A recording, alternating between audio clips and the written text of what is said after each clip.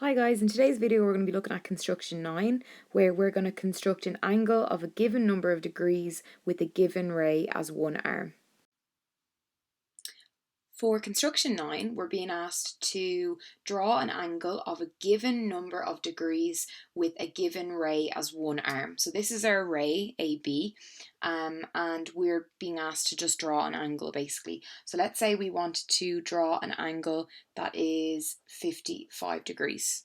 Okay, so what you're going to do is you're going to take your ray that you've been given and you're going to place the crosshairs of your protractor at point A. Okay, so again, crosshairs placed down at point A, and you need to make sure that the line here is in line with the line on your protractor.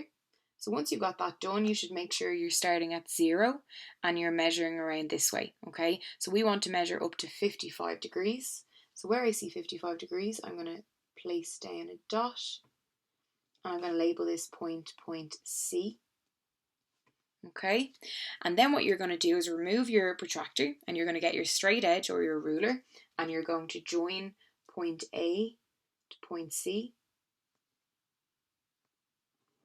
Draw that together, and then you're going to label your angle, and we've just found that this is 55 degrees, and that is construction number 9.